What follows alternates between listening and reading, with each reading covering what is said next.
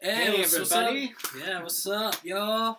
Welcome to the Beantown Beatdown. Matthew Bars here. Gabe Thomas, also coming at you from Beantown. Yep, we got some hard cider here for the show. Mm-hmm.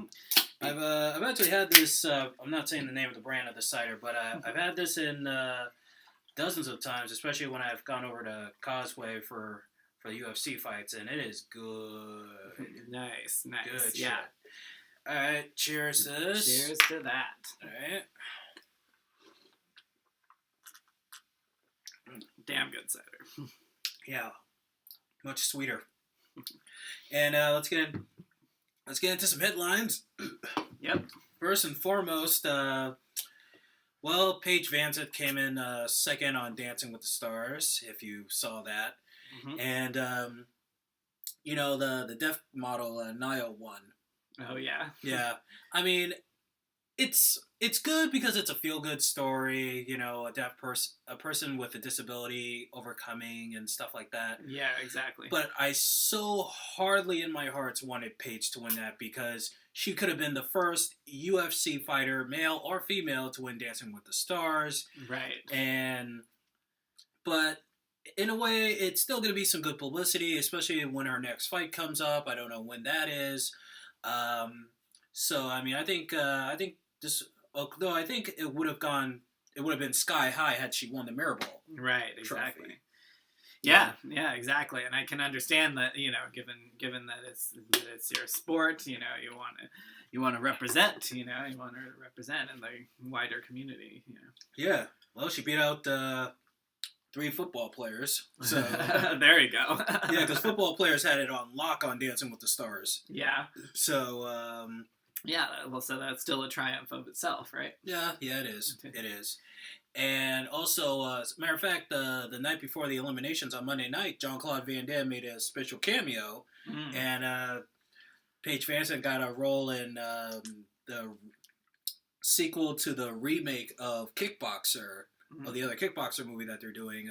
It's going to be Kickboxer Retaliation, and don't know when that's coming out. In fact, I don't know when the first remake of the Kickboxer movie is coming out. I'm looking for that. Yeah, totally. Yeah, plus cool. It's always good to see Jean-Claude Van Damme. Maybe he can be on next season's Dancing with the Stars. Hopefully. I'd like to see that. Yes.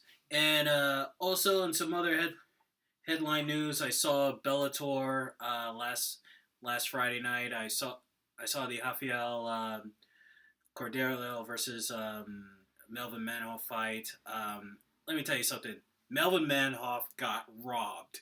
I mean, it wasn't the most exciting fight, but for 5 rounds, he dominated that fight. He should be the Bellator middleweight champion of the world right now. Yeah. Yeah, and the judges, got it wrong. I mean, come on. I mean, that was bullshit. Complete and utter bullshit. I mean, Melvin Manhoef, one of the greatest, if not the greatest, striker in mixed martial arts today, and in kickboxing, got robbed. I mean, that fight got robbed. There should be a rematch. Hopefully, Scott Croker and those guys at Bellator can put together a rematch because, there's no way Rafael Carvalho, whatever his name is, should have won that fight. Right. Yeah, I mean, I just hate it when it goes to when you get decisions like that in combat sports, whether it's boxing or any combat sports, you get bad judges like that, and the decisions. I mean, come on, you and I could have done a better job at it. Probably, yeah. Yeah, exactly. I mean, of course, you would take a little while because you're not used to watching fights, but for me, I can almost tell when somebody wins and somebody loses. Right. But those are the breaks, unfortunately. But all you judges in MMA and in boxing, get your shit together. Please get your shit together. Yeah, exactly. And last but not least, we have an update. Of course, there's been the rumor of Conor McGregor going into a fight with Floyd Mayweather. They're saying that this fight could take place in September 17th in Las Vegas. I mean, Colin Cowherd broke the news on The Herd, and he even said that he's already booked a room in Vegas, but it hasn't been really made official yet if they're gonna fight. That's interesting. Yeah, but I tell you, if it does happen, I mean, smart move on Colin because those are one of those fights where you really got to book a room in Vegas beforehand because right. Yeah, I remember fill up quick, right? Oh yeah, when Mayweather took on Pacquiao, it was hard to get a room. I mean, not only on the Strip where they had the MGM and Mandalay, and then there's Caesars and the Palms. Yeah. I mean, it's to the point where you couldn't even get into a Motel 6 in Vegas. Right. Exactly. Yeah. So, but there's no word yet on when this fight is going to happen. We haven't heard an official word on it. And although I know Mayweather will beat Conor McGregor because Conor McGregor, as good as a striker he is, he can't cut it in boxing. I mean, they even showed on TMZ Sports, when they showed him sparring and stuff. I mean, he landed some punches, but he wasn't all that good. So I don't see McGregor beating Floyd Mayweather. Right. I mean, it'd be nice because like we've seen boxers go into MMA, and it's nice to see an MMA fighter go into boxing, but that'd be the wrong type of fight. It'll be an utter failure on Conor McGregor's part. And but of course, it would be nice to see Mayweather come out one more time, break the record, and right. Also get the 9 figures that he's wanting. Hey, it's all about the money. But hey, listen, if you had a TV, I mean, I've been trying to get this guy to get a TV. Would that be a fight you order on pay-per-view? Would you order that fight? I would consider it, yeah, because it's that's definitely like you said, Mayweather's a legend. It would definitely be a huge thing for him to come back out of retirement, and yeah, part of me really does wish I had seen the actual fight of Pacquiao and Mayweather, instead of just the highlights. So yeah, I would consider it, and that's something that I don't say very often, as you know. Yeah, exactly. So, I don't know. Maybe. When's your birthday? It's actually only in another month. Oh, in a month? That's not enough time to get a TV. Maybe Christmas. I mean, or Hanukkah. He's Jewish, so right. He doesn't celebrate Christmas. Right. Well, we'll think about it. Exactly. And now we're going to get into Macho Doesn't Mean This. So what are we talking about this time? Okay, well, you actually hit on it when you said it's all about the money. That's actually what I'm going to be talking about this time. Something I've been kind of wanting to bring up for a while, and I don't know if now's the best time, but maybe it's never the best time. So, there's so many songs about it. It's all about the Benjamins, right? Yeah. But there's good and bad things that money can bring to this society. And before you think that this is off topic with what I'm talking about, hear me out. This actually does relate to how we treat people as humans, and and what it means to be a man or woman. So I'm gonna bring it back to perhaps one of the most misquoted quotes is the love of money is the root of all evil. So a lot of people think the quote is just money is the root of all evil. That's actually not true. It's the love of money is the root of all evil. So, money is necessary. Money is what we need. There's nothing wrong with needing money. There's nothing wrong with liking money, right? But what this philosopher said is that the love of money is the root of all evil. Because if you love money too much, then you put money over your fellow human being. You know what I mean? If you love money too much, then that's it's all about the bottom line. I've said before that I think one of the worst things about this society is that so many of the businesses, so many of the industries, it's all about the bottom line. When we're seeing right now the worst of what that means, that can mean at the industrial level taking away jobs from thousands of people moving to Mexico, moving to China. whatever. It's I really hope that that these politicians start, holding true to their promises and start punishing companies for that, or incentivizing them to come back to the United States. Yeah. Exactly, because every single person who loses their job, that's it's not just them. It's not just them themselves. That's like 20, 30, hundreds of people that are relying on that person, that could use that boost in the economy that person would bring. That's something a lot of people also don't understand. It's the economy is a collective thing. So every person that loses their job or has a decrease in pay, they're less able to contribute to the economy, and therefore everything else suffers.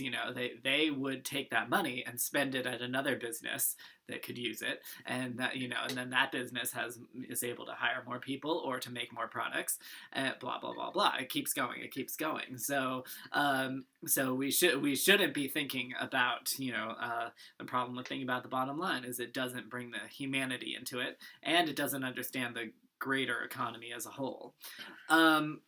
So, I was also going to bring this up because, what is one of the best devices in movies to get people to start wanting to kill each other? Or what is the best devices in reality television shows? Why is everyone willing to debase themselves on reality TV? There's a cash prize, right? Yeah. So, it's a huge motivator, yes, and and people want it for very different reasons. But at the end of the day, sometimes that's the only main thing that they can do. There's a few movies that I sit and think that this movie wouldn't be the same thing at all if it wasn't a struggle over the money. I could just name hundreds off the top of my head. The 1989 Batman movie. Yep, that's one indeed. I'm trying to remember, there was this one in the 90s, where it's all about that they found that these guys find a stolen cash, as it were, cache of cash, and then they get pursued by the mob and stuff. You know what I'm talking about? True Romance? Probably not, but no. No, I think you're thinking of that with Patricia Arquette and Christian Slater. That was the movie that Tarantino wrote. He wrote the script to that. Oh, okay. Yeah. So that's a good example. Let's see. Connie and Carla, they have to go on the run because the mob bosses. It's cocaine, but still, they plan to sell that cocaine for their money, right? Anyway, all of that, really, there's just a long list of movies, and sometimes that's the only thing that actually makes the whole plot make sense, is that the bad guys want that money back, and they're pursuing the good guys and are willing to kill them for it. So it's a perfect example of how you put money over human life, and those are movies. That's not real life, but a lot of times, unfortunately, in real life, this is happening. Oh yeah, you get those. You always get a Gordon Gekko type of dude, like in that movie, movie Wall Street, where he goes, greed, for lack of a better term, is good. Exactly. So I think there's a lot of ways to act around money. There's a lot of ways to get money, and there's good and bad ways to pursue it. And we tell people to go out and get a job and whatever, and that is a better way to pursue it. Maybe not just because it's the good thing to do, but because it's a way where you actually earn that money for yourself, and you're not exploiting usually not exploiting someone else, in order to earn that money. But yeah, like, unfortunately, this society is just, has a lot of priorities ass backwards, and it goes down to like the insurance companies, things like that. I work in the pharmaceutical field. There's the insurance company says that requires a prior authorization. This drug is a little bit too expensive, so we're going to hold it up, asking for your doctor to contact us because we're not sure if you actually need it. That's all about money. Unfortunately, that's putting money over a human life when it comes down to it. Pharmaceuticals are holding people's money at ransom because they want to charge and make it hard for you to get this medication that could save your life. Gabe Shamus is an elitist for the New World Order. He is a man that must be stopped, and we need to put him in jail. There we go. Alex Jones again. Alex Jones always comes out for things like this. Yeah. But yeah, I mean, we're there to, at the pharmacy, we're there to try and correct that, and help people when, unfortunately, most of the time, the insurance companies screw up, or they purposefully, like I said, purposefully screw up and to purposely make this hard so that they're not paying $1 more than they might have to. So it's really ridiculous, and to coerce someone for it, to hold someone at gunpoint, all this stuff, it might seem like a powerful move in the moment, but, I do believe in karma. It all comes back to karma. It all comes back to how you treat people. And, if you really believe that our moral fabric is deteriorating, you should actually look at that as the root cause. You shouldn't look at, entertainment. And, we've talked a lot about the whole thing, the whole witch hunt that John McCain had against fighting. Oh, no, not fighting. Well, the UFC, back in the days in the UFC. Yeah. Right, against the UFC. But a lot of that was also brought on by, it's degrading the minds of our children, etc. Yeah, I mean, there's an argument to be made for that, but really you should be, if you're really concerned about the moral fabric, you should be a lot more concerned about the corrupting influence of all this money. That's what I think. Well, yeah, exactly. And I'm glad you brought it back to the sports world a bit because money being the bottom line and stuff like that. It's really hard, especially when they charge pay-per-views. I mean, my mom almost flipped her lid when she found out the cost of the Mayweather-Pacquiao fight, and she's like, "You're paying all this money, And I tried to explain to her, Mayweather's his 2 fights with Maidana didn't do as well, and the people at Showtime they want their money, and she was return on investment. That's what it's called. Yeah. And I said, well, and plus, this is a fight that everybody wanted to see, so this is why they're charging this much. And she was like, yeah, well, in our day when pay-per-view was just starting out, it didn't cost that much for a fight. We'd pay like maybe $18 or $20. But yeah, I mean, it's I guess there's inflation and there's a person's star power and stuff like that, but mostly it's how much more can they charge and get away with it. That's also the other factor, and it puts a strain on you and your mom. It puts a strain on everyone else who's trying to figure out, can I afford to buy this fight, and all the groceries, the bills, etc. Oh yeah, I mean, I did save every penny, and plus, I had a party for that fight too. It was I had a Cinco de Mayweather, party, man. I had I had the Doritos. I got Taco Bell. I got some good shit from Taco Bell, and I had a whole lot of drinks and stuff like that. So.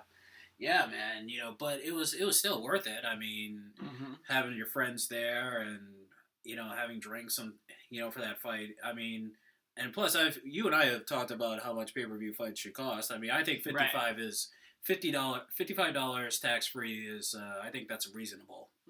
So right. So I mean, yeah.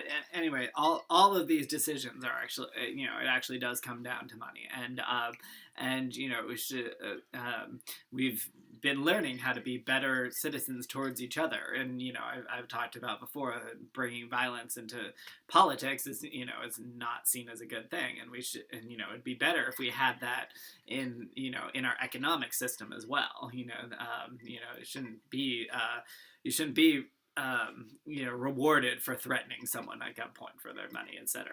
I guess if you're caught by the law, then you're not rewarded. You're punished for it. But yeah, it's one of those things where I think we're getting to a better point. I think we're getting to a more equitable society. But of course, there's bumps in the road, and it's going to take a while. Oh yeah, exactly. You really did hit the nail on the head right there. Thank you. Yes, you really did, man. So yeah, that was good. Hey, by the way, you want another cider? Or? Sure, thank you. All right, so from there we're gonna get into Chew on This, and for Chew on This, we're going back to debates, and the one debate we're gonna have is. What sport is liked least in America? Kickboxing or soccer? And I remember you and I had a text. You texted me about this. We texted back and forth about this conversation. I think we did. Yeah. Yeah, you texted me. If you were in charge of a sports organization, and you were executive producer, you could choose one sport. What would you put on there? And I said. I said, I would put on kickboxing because it's more action-packed, and plus if there were female fighters on there, we could draw in a big audience. And I said, plus, I think with soccer, Americans don't really care for it unless it's the World Cup or the Olympics, which is, the Olympics are this year. It's coming up pretty soon this summer. Right. And you said, aha. You got yourself a debate partner. Exactly. Because while I do think you make a good point on that, I think that the thing is you have to look at the whole broad spectrum of what is actually popular and what is not. And I've said it before. I do appreciate the sort of primal nature of fighting sports, and kickboxing would be one of them. And the sort of one-on-one aspect. But when it comes to what Americans want to watch, I mean, I don't think either of these are actually very popular, but we've had a huge upsurge when it comes to soccer watching, and you say that it's only the World Cup, but the fact that the Olympics, right? But the fact that we had so many people glued to the World Cup this last time around, and that no one really knew about that chant, but now it's coming back. The "I believe that we can win" chant. That people are really drummed up about that, I think says a lot. And I think during the late 90s when there was Mia Hamm and all that, and that was just a sensation. No one expected that. I remember that. Yeah, exactly. So that was a sensation, and no one expected it. So so I think people are actually still looking for that again. And if you can bring in just one star that might have that spark, I think that would definitely the ignition would overflow anything that would actually come from kickboxing. Sorry, I think people actually the broader population also is looking for a team sport, and is looking for something. I mean, we can argue about how dynamic it is or not. I think the fact that it's always action and that there's a lot of running actually does make it pretty dynamic. So. Yeah, well, the thing is also with soccer, I mean, from the women's point, it's like, even though I think soccer as a whole in America, nobody really cares about it, but they do care a little bit when it's women playing, because of the Mia Hamms and the Hope Solos and stuff. But for the men, I mean, it's like, there really isn't much interest. I mean, look at it. I mean, I mean, the Fox Sports One, or Fox Sports in general, they put on soccer games, stuff like from the UEFA League. I mean, over here we don't really care about the UEFA League. We don't care about a team from Manchester taking on a team from Spain, or a team from Germany taking on a team from Italy. I mean, we don't really care about that. And then also Fox has its own soccer station, and it's sort of like what I tell people about NBC Golf Channel. You don't want a channel because you have in cable television you have all these channels, and you don't want a channel that's taking up space. And that's how I feel like with the Golf Channel and with the Soccer Channel on Fox. It's like you basically have channels that are doing nothing but taking up space. Interesting, yeah. So I mean, I can agree with that aspect of it, but I mean, if we're talking about between soccer and kickboxing, and while a lot of your constituency, a lot of the fight fans will say, of course, it's kickboxing. I mean, when it comes to the whole population, I don't think that that's actually enough to sway it. Whereas, and we're not being specific about the genders. You said that there would be a lot more viewership for women kickboxing, and you're probably right. And then on the other side, we had a sensation of Mia Hamm and the others with women's soccer. Actually now there's the whole debate on the forefront about women being paid the same amount in soccer as men. And they make a good point that they're actually the ones that bring in the ratings. So, between that, I think all of your fight fans, unfortunately, they're not quite enough when we're talking about the general scope of the population. And the general scope of the population, has been a little bit more interested in soccer lately. And, that's, if we were the network executive and we were trying to weigh it, there's if it was pay-per-view and each person was paying for a fight, that's one thing. A kickboxing match, that's one thing. But we're trying to view like how many people would tune in. I think you got to go with soccer. Well, yeah, but the other thing is with kickboxing is that there are some fighters in kickboxing who also do MMA as well. They do it at the same time. You have the Joe Schillings, the Melvin Manhoef, who I mentioned earlier. Right. You have the Denise Kilholtz, who's in Bellator for kickboxing and MMA. You got all these fighters and stuff like that. And plus, the other thing is, there are fight fans out there who don't like the grappling aspect of mixed martial arts. Even though grappling is part of mixed martial arts, they like striking. They like guys just standing up and going at each other, fighting on their feet. Right. So that's what kickboxing, gives those fans. I mean, but unfortunately, there are some in America, especially, they still have a little bit of a bad taste in their mouths from kickboxing in the 80s. The PKA days where they had the sweatpants and you could only throw a certain amount of kicks per round, and the boxing was horrible. Right.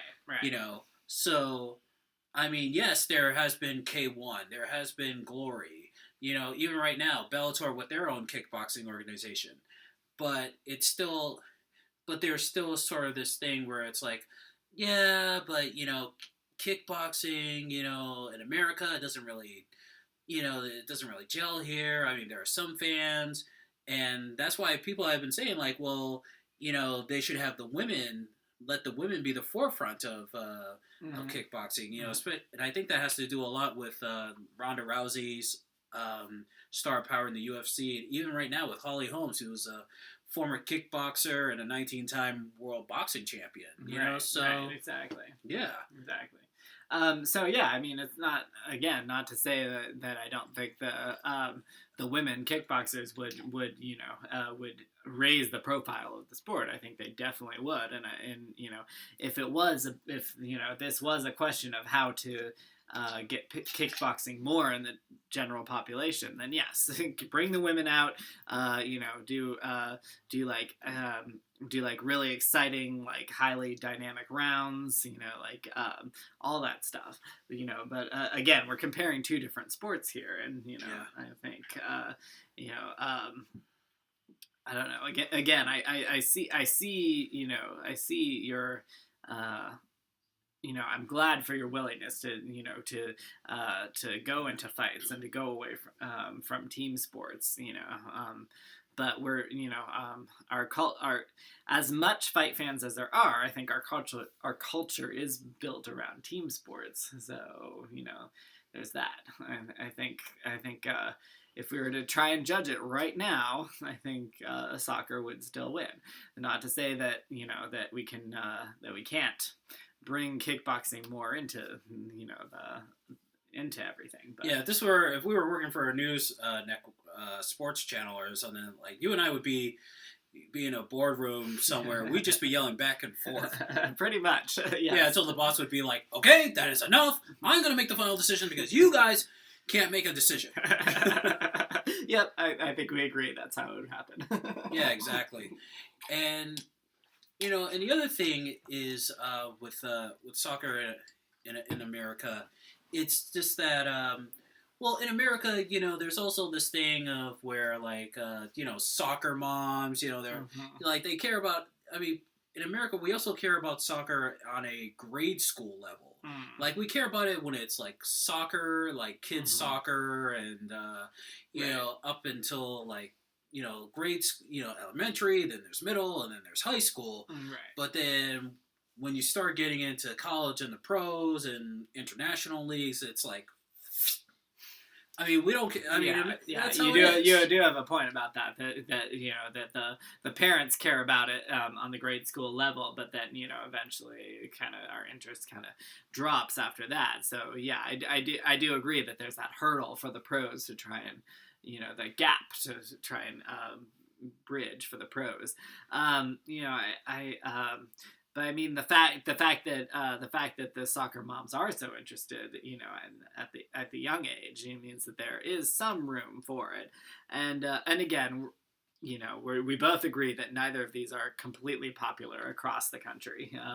There's I mentioned the chant, but the fact that the word is believe, I believe that we can win. That's the only time in American sports we actually say like I believe that we can win. That's the only time we actually give room for doubt in our chant. So I understand that. Well, and the other thing is, soccer also has a lack of star power. I mean, like. Yeah. I mean, there's Pele, who's who's really an ambassador, especially in Brazil and stuff like that. But then there's other than Pele, there's Mia Hamm, there's Hope Solo, you have Cristiano Ronaldo, and you have David Beckham. But Beckham and Ronaldo, what also makes them famous is they have underwear contracts. Yeah, I mean, let's say they're also like on the cover of magazines for how sexy they are, and exactly. That's a very different thing. But not every soccer player can have an underwear contract, because there are some that they don't look good at, either they don't look good in underwear, or they don't apply for those kind of things. Right, they wouldn't want that. Yeah. So I mean, that's its own problem. That maybe Beckham is famous for other reasons. I would say that soccer doesn't have a Michael Jordan, Tom Brady, or what's a good use of baseball? Maybe a Derek Jeter, even though I'm a Red Sox fan. But they don't have that. They don't have that type of star. I mean, I guess you could say David Beckham is sort of like I guess going with the underwear analogy, more of a Marky Mark kind of guy. Right. Yeah. Please bring back the Funky Bunch. Please bring it back, Mark. Please bring them back. But yeah. I mean, you're right. It's true that I mean he is a star on the field, but in terms of the rest of the population, it doesn't hurt that he is so fine, which he is. So it also doesn't hurt that Victoria Beckham, Posh Spice is his wife as well. Right, exactly. Yeah. So I mean, yeah, that's a good point that they're both famous for other things is true. Yeah, I don't know. I guess we're all hoping for that type of star in soccer, but yeah, they haven't really come about. There was Mia Hamm in the '90s. There's Pele, for other countries right now, and like you said, he's sort of the ambassador of soccer to us, but yeah, he's not as well known. I understand. No, Pele's well known. I mean, he's like I said, he's an ambassador from back in the day when they tried to bring soccer into America. But it just right. He's well known, but it's not like a star that can bring all the fans in, that type of thing. Well, yeah, and you can almost say the same thing with kickboxing. I was about to say that you can literally say that for kickboxing. I don't think kickboxing has that either. In the 80s and 90s, the kickboxers who became stars, who were also stars, were also like they were also known for their movies. I mean, you had Joe Louis, who was also Bruce Lee's protege and Jeet Kune Do before they had a falling out.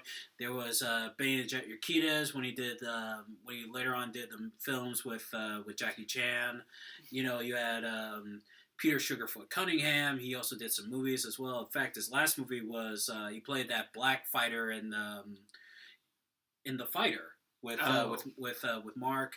You had Don the Dragon Wilson from the Blood Fist movies, and actually still does acting to this day up until he retired, around the 90s and stuff. And then you had, that's pretty much it. Also, Dennis Alexio, he was the brother in the kickboxer movie with Van Damme, the one that got crippled. Yeah, he was a real life kickboxer as well. Right. So it's, the kickboxers from that, even though PKA was sort of, it left a sour taste in people's mouths, they still had some big stars in the martial arts community. They became big stars, but only because of their movies. But not every kickboxer can act. Right. So yeah, exactly. Not every that should be our tagline. Not every kickboxer can act, and not every soccer star can be in an underwear spread. Yeah, exactly. But I think thanks to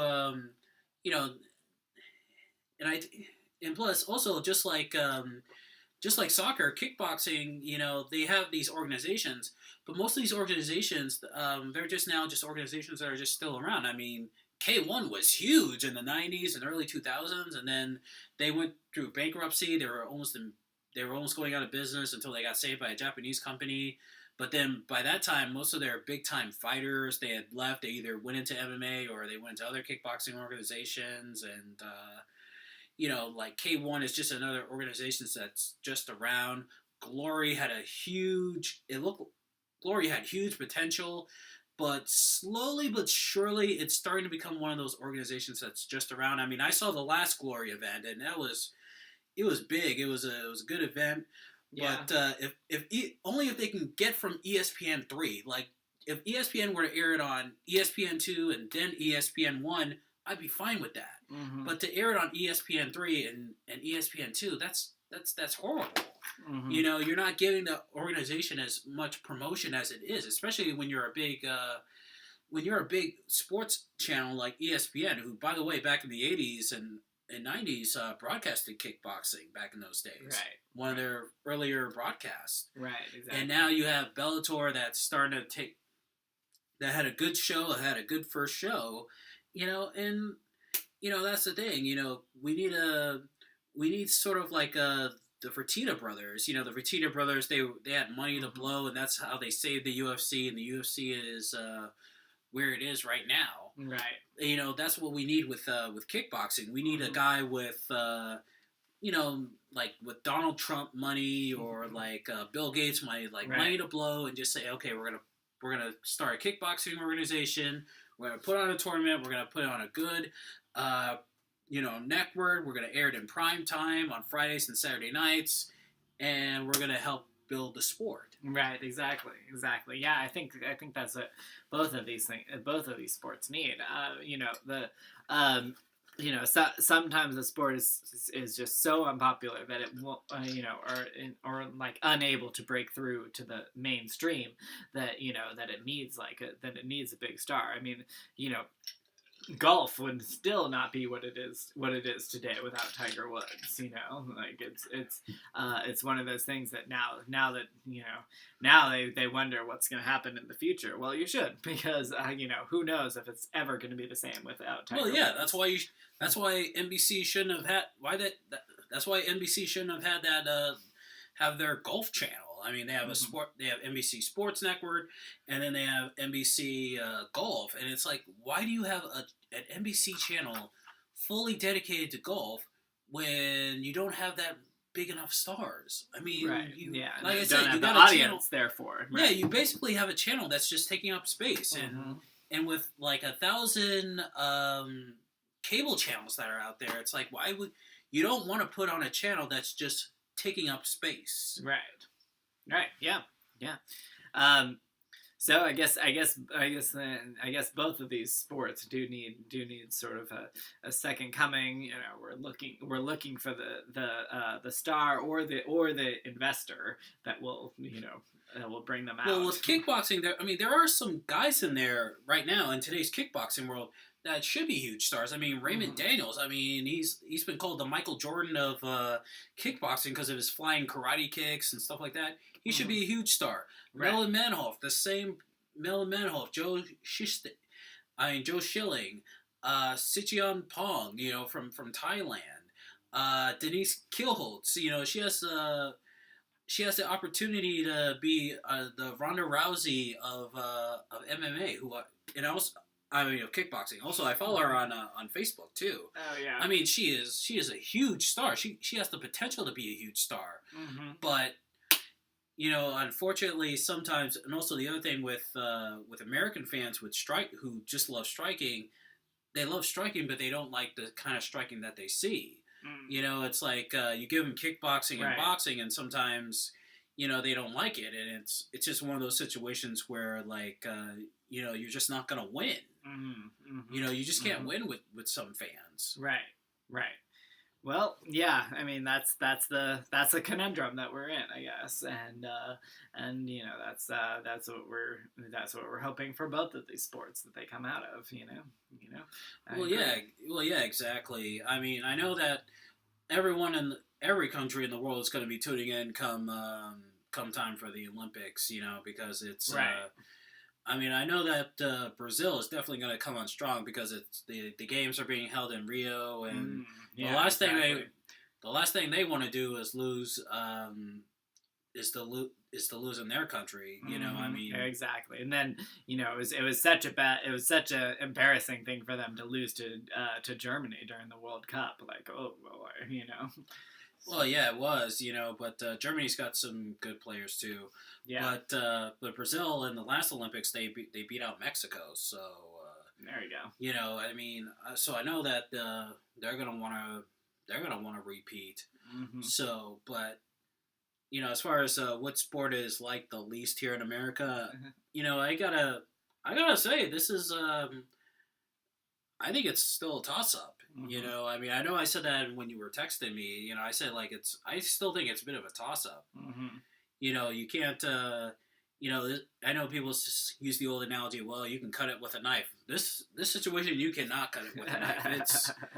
It is thick. Exactly, and we wish the best to both of them, both to soccer and to kickboxing. May you do well in the future. Oh yeah, abso-freaking-lutely. Abso-freaking-lutely. And we're gonna end the show right there. Yeah. Email us, Facebook.com. Go to Bloody Knuckles TV. Check out our episodes. Subscribe, comment. Actually, I wasn't gonna do a blog, but actually, I will do a blog today. Okay. And just check out our show and. Also, thank you. Yeah, thank you, and keep on the lookout for our spin-off show. All right. So, from Beantown to your town, Beantown Beatdown, Matthew Vars, Gabe Shamus, Vias con Dios.